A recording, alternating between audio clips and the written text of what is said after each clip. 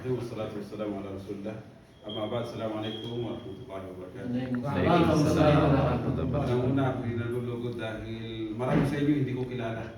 Pero dahil para sa Allah subhanahu wa ta'ala, aking kayo namit, mashallah. Naway bilang ito ng Allah subhanahu wa ta'ala sa mga nabanggit na Propeta sallallahu alaihi wasallam na magkapatiran tayo para sa Allah subhanahu wa ta'ala doon sa pito na papasilungin ng Allah subhanahu wa ta'ala sa kanyang silungan na sa araw na wala masisilungan liban sa silungan ng Allah subhanahu wa ta'ala. Sabatun yudilluhumullahu fi dilli yawma la dilla illa dillah. Sa akin, aking dudugtungan lang yung kanilang naging topic, pero magpapakilala muna ako dahil marami sa inyo ata, hindi, bago ko lang din nakita. Ako ang inyong kapatid, si Abdul Qayyum Tucano Moribaga. Taga Bago rin ako, alhamdulillah. At nag-aaral din na kasalukuyan sa King Khalid University. Ang aking may babahagi lang sa inyo, parang dudugtungan ko lang din yung naging paksa nila patungkol sa kaalaman.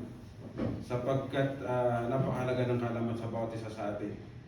Pansin nyo, may mga Muslim na hindi, at parang kumbaga, yung karamihan sa inyo, may mga experience ata na bakit si brother Muslim pero hindi nagsasala? Bakit si brother Muslim pero ganito ganyan? Bumabati ng Merry Christmas. Oo, bumabati ng Merry Christmas. Bakit si brother, siya pa yung naghahanda ng New Year, ganyan. Sila pa yung mga active na ganyan. Alam niyo kung bakit? Ang pinaka-puno-tulo nun yung kamamahan. Yung tulad ng nabanggit ni Sheikh Muhammad Ghali. Dahil sa kamamahan natin, sa relihiyong Islam, doon nakakagawa tayo ng mga gawain na hindi katuwan sa Islam.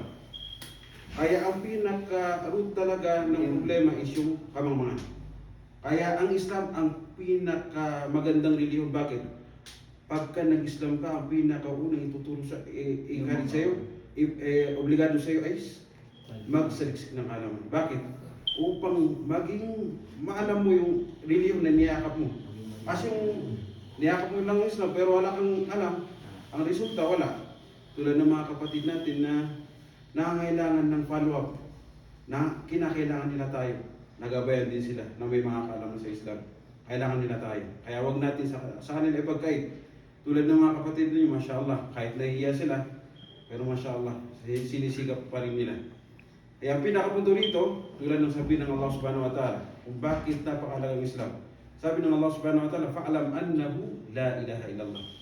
Alamin mo na walang ibang Diyos at marapat sambahin kundi si Allah lamang. Ang pinakaunang kautusan doon, alamin mo. Bakit? Marami sa mga tao, asyhadu an la ilaha illallah, asyhadu anna Muhammadar Rasulullah. Anong ibig sabihin po nun? Ay bro, hindi ko alam. Yun ang problema. Kaya pinakadapat natin magkaroon tayo ng kaalaman patungkol dun sa sinasabi natin.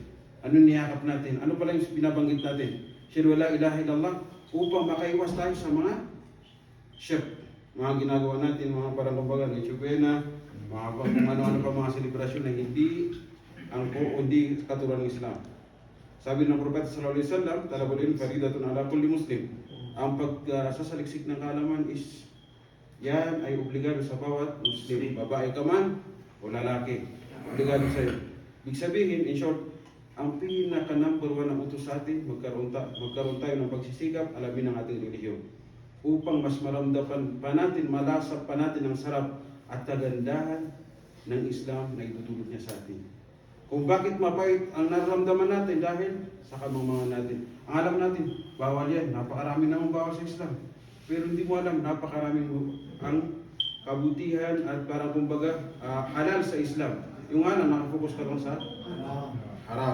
Mag-focus ka din sa mga halal. Halimbawa, tulad ng mga kapatiran natin. Parang naging kaugalian na natin, parang kumbaga yung mga ibang kapatiran na hindi maiwasan natin yung natural sa pagkalalaki, magkagusto ng babae, tulad din ng babae, magkagusto sa lalaki.